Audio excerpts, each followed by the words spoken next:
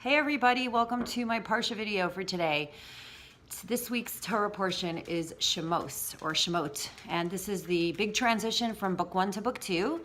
And book 1 is really mostly about individuals. Book 2 is really about us as a nation, our birth of a nation, our experience as a nation, our formation and identity as a nation.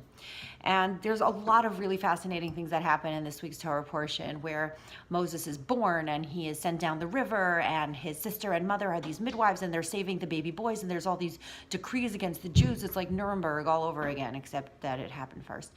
And then Moses comes to see how his brothers are suffering because he was brought up in the palace of Pharaoh, and he gets into trouble because he defends a Jew and he kills an Egyptian, and he runs off to the desert. And what does he find? He finds a burning bush, and the bush is not consumed, and God talks to him from the bush, and God says, Moses, I want you to take my people out of the land of Egypt. And Moses said, me, I can't do it. I've got a speech defect. I've got an older brother. He's better than me for the job. And they have this whole discussion.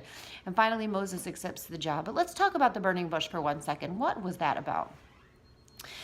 The burning bush, says the Talmud, was an expression that God was trying to give a really important message of empathy and solidarity to the Jewish people. The Talmud describes it with 3 Hebrew words, Imo anochi b'tzara, I am with you in your pain.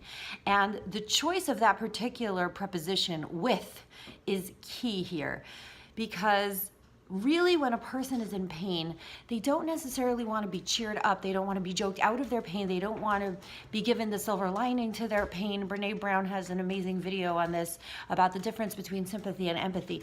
The point is to be with the other person in their dark place, not try to fix it, not try to move them out of it, not try to deny it, just to carry it together, to carry the burden together. And that's why God appeared in a burning bush, to say, you're suffering, then I'm suffering too. I am with you. I am here for you.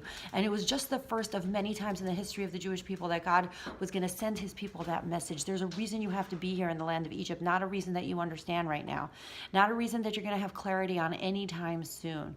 The Jewish people had to be in the land of Egypt. It was part of forming them as a nation, part of teaching them empathy. How can you know how to cheer for the underdog if you've never been the underdog? And that was the message of the burning bush. Shabbat shalom.